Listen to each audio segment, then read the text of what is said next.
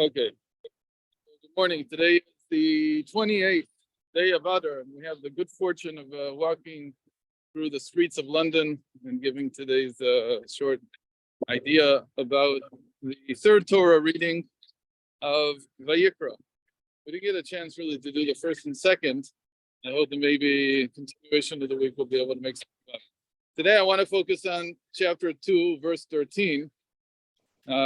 Which you'll see there says that on any kind of meal offering that is brought, one should sprinkle salt.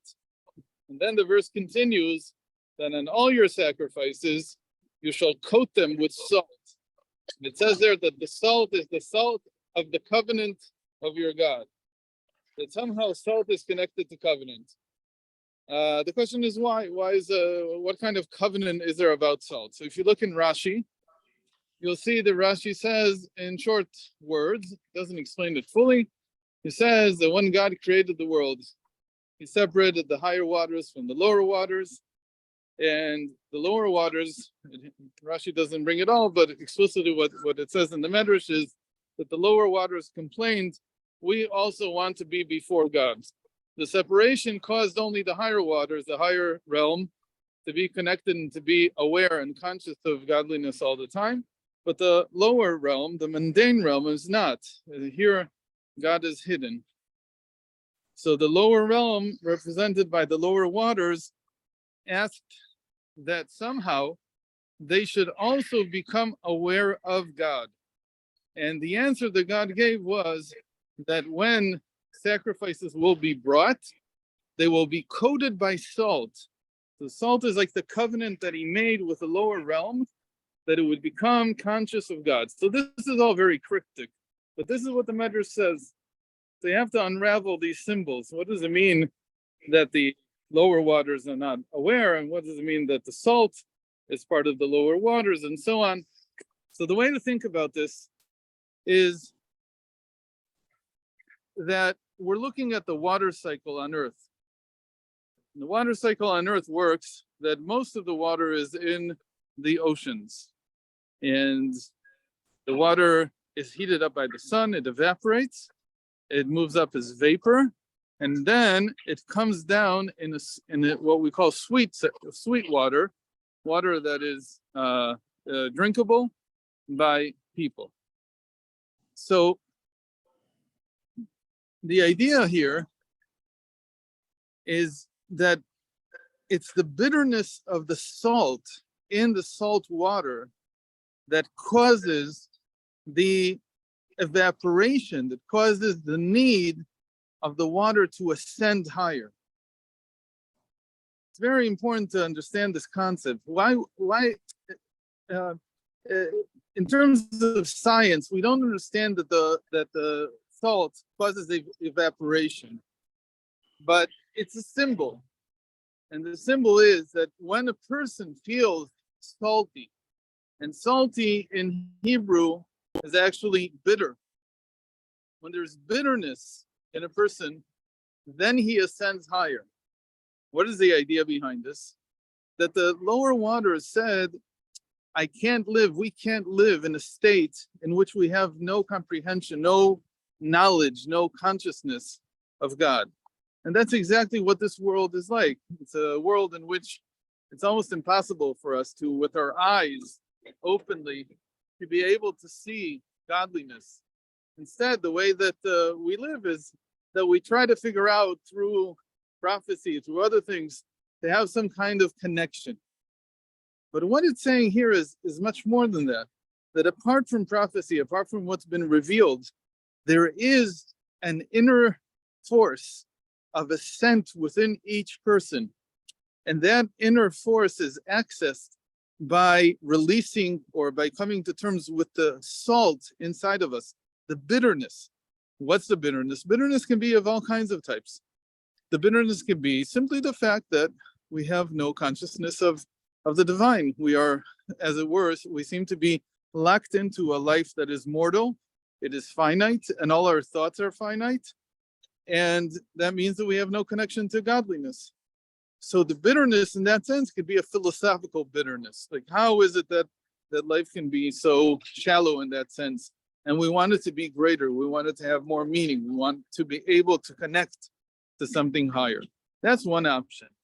The other option, which is a little bit harder to accept maybe, but it's just as true, is that when a person encounters difficulties, when a person encounters pain in their life, they become bitter, and not necessarily bitter in the sense that they are angry at everything, but bitterness at the difficulty of being in this world and suffering through its trials and ordeals.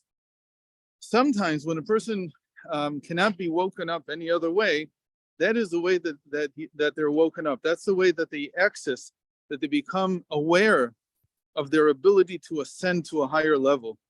And I sort of spoke about this on Sunday, but Gershon Schusterman, the rabbi in California, he did this tremendous job with this book called Why God Why?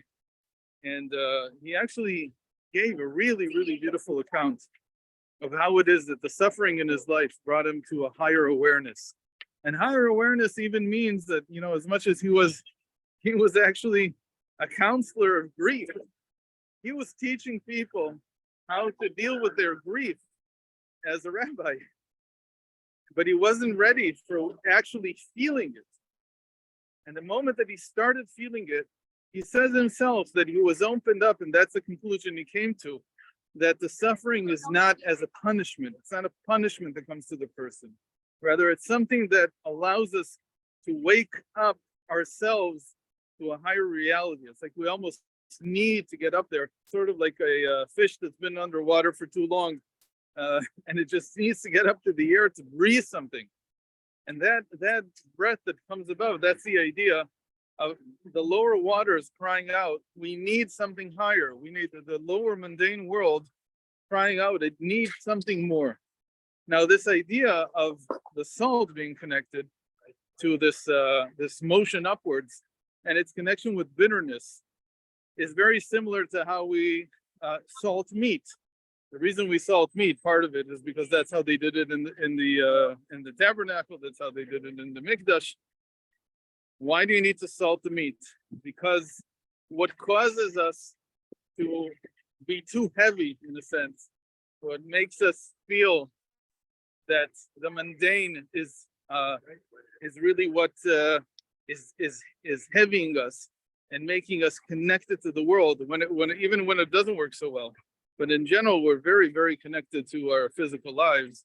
That's called the 1 quart of blood that each of us has, which is like the end.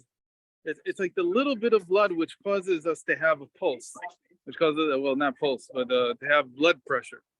That blood pressure is called the running of the heat through the veins. That's how the sages call it.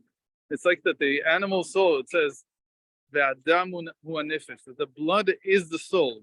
And there the sages explain that it's not talking about just any soul, it's talking about the animal soul. That the animal soul is connected to the blood. And so you have to take the blood out. It's like you have to get it out.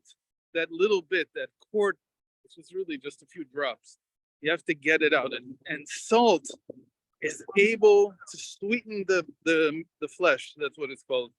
That the salt is able to bring out, that's how we think about it, that when we salt the animal flesh after it's been slaughtered, then it takes out that little bit amount of blood that is responsible for us being heavied and so bogged down by physical reality.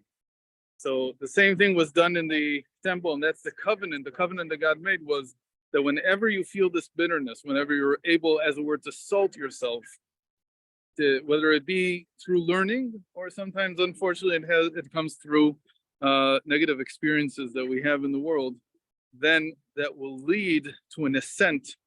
It will lead to the lower waters connecting with the higher waters and being able to be with godly consciousness. So that's for today, and I hope tomorrow to see you at the regular time. Thank you, Rabbi. Thank you, Rabbi. Have a good day.